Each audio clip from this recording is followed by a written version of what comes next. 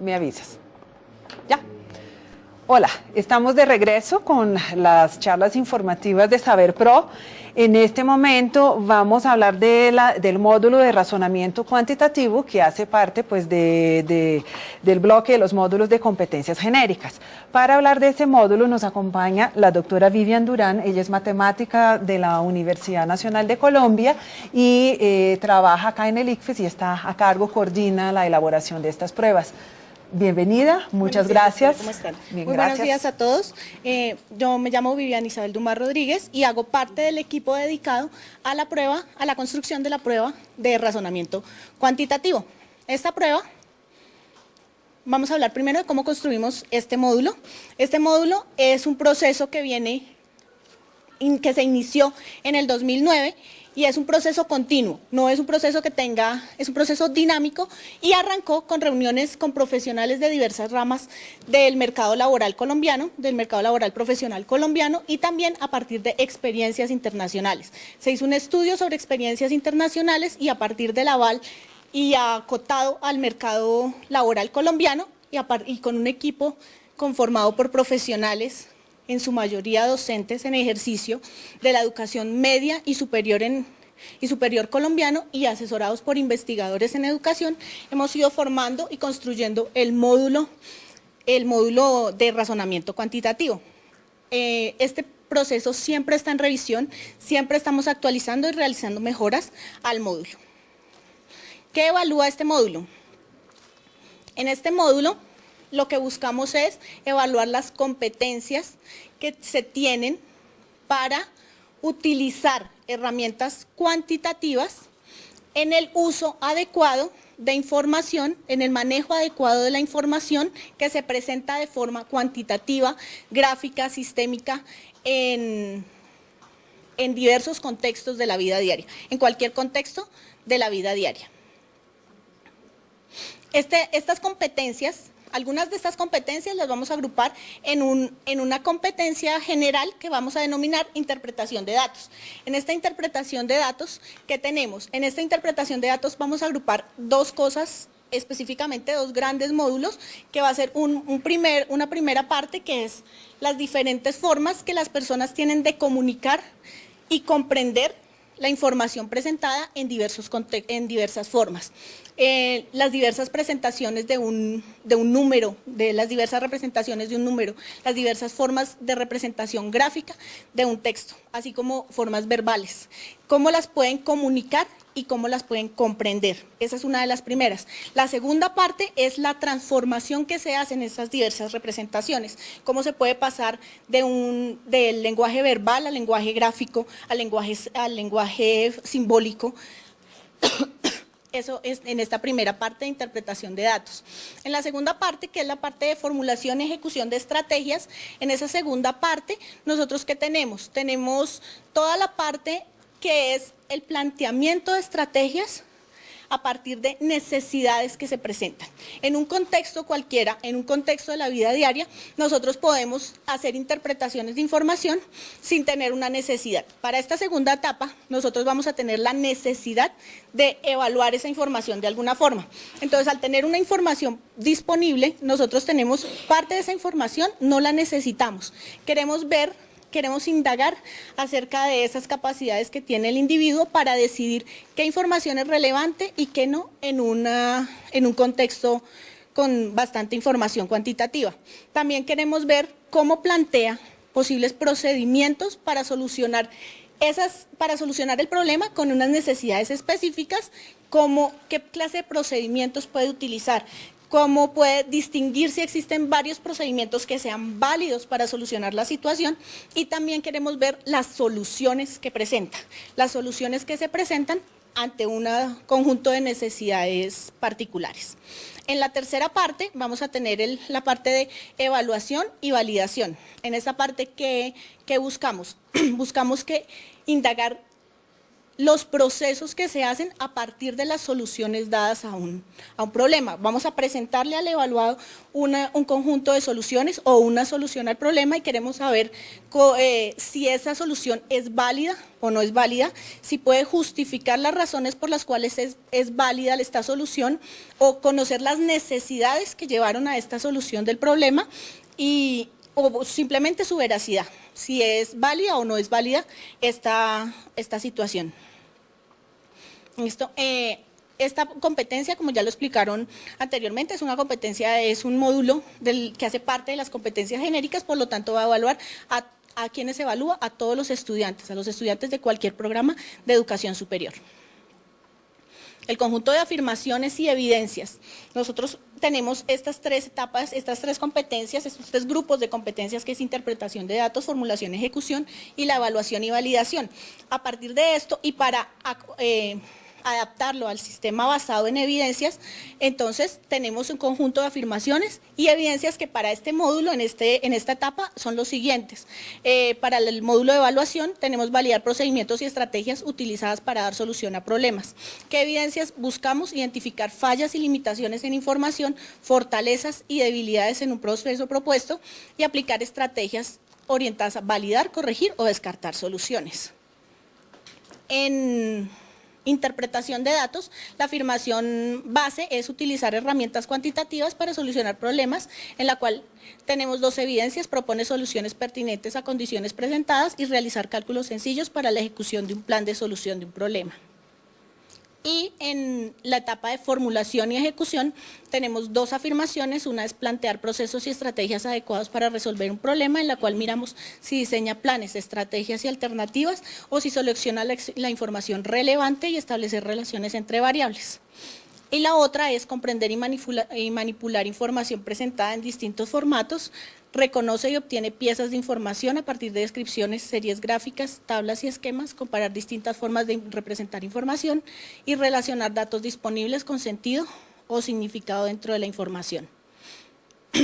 Esta información se encuentra disponible en la ruta que indicó la doctora Fernández.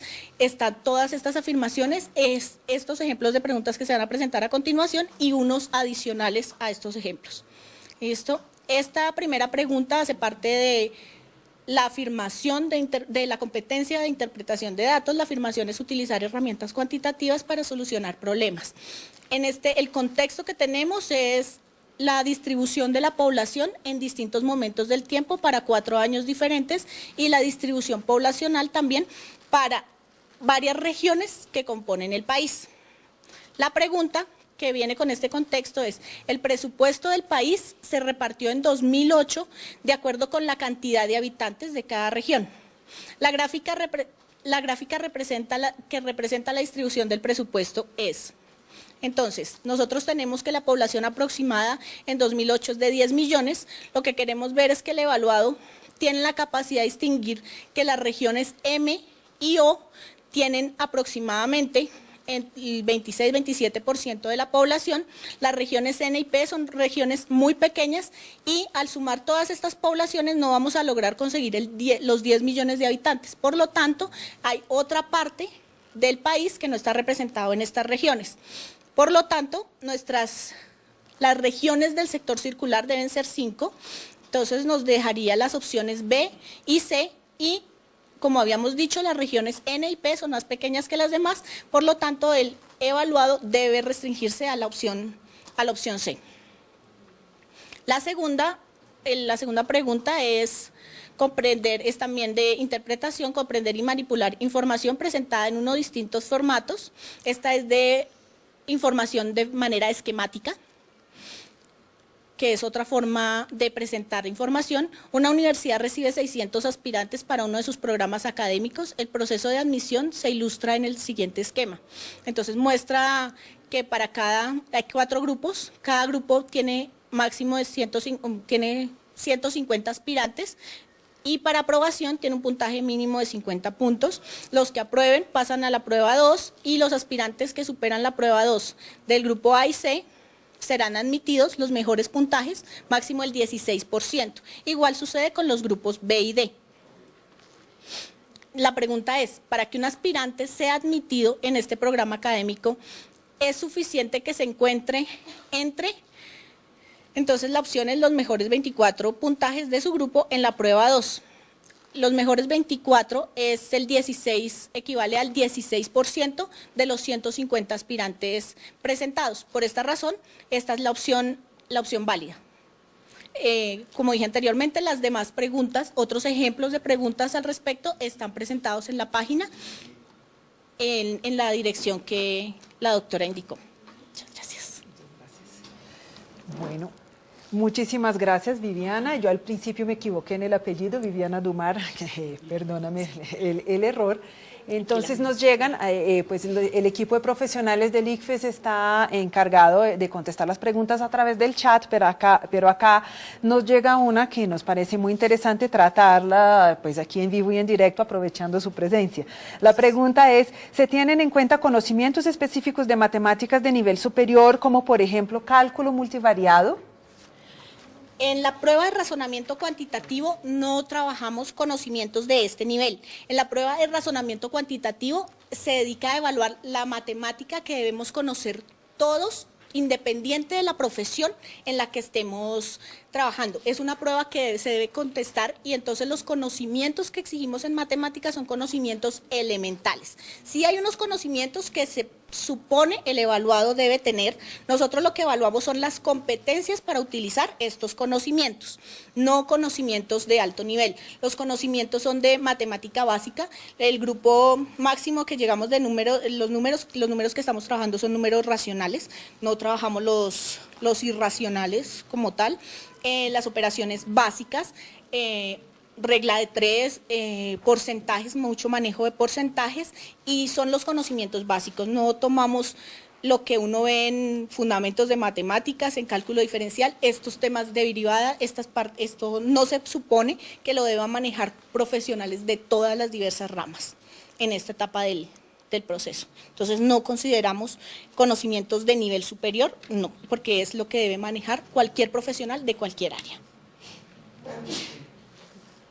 ¿Alguna pregunta adicional que nos hagan a través del chat sobre esto? Entonces, pues, un poco centrada pues en esta misma línea de preguntas, básicamente también nos han hecho en regiones y en charlas en las que hemos estado, si entran, por ejemplo, todos los pensamientos involucrados pues en el área de matemáticas, por ejemplo, si hay preguntas que involucran el ámbito de geometría, el ámbito pues del pensamiento aleatorio, el variacional, entonces, ¿por qué no nos amplías un poco sobre este punto? Los pensamientos, el pensamiento geométrico creo que es el único de los pensamientos que tenemos que no se está abordando en esta prueba. Es el pensamiento geométrico. El pensamiento métrico sí está involucrado en la parte de transformación de unidades, en transformación de medidas, de unidades de medida, en cualquiera de los atributos medibles que tenga un objeto.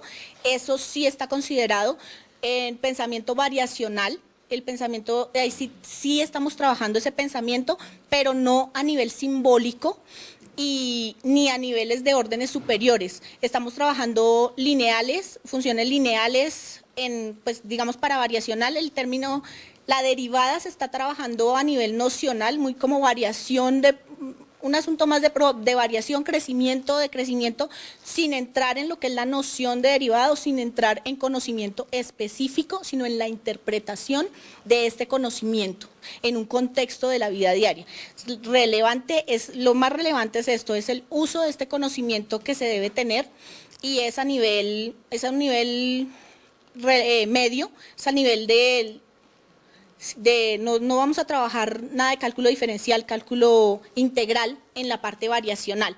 Y el pensamiento aleatorio también estamos trabajando esto, medidas de tendencia central se trabajan medidas de dispersión, no como conocimiento, no como poderlas calcular, sino poderlas interpretar en un contexto dado. Interpretar la desviación estándar en un contexto, interpretar la correlación, no determinar una correlación, no determinar una desviación estándar.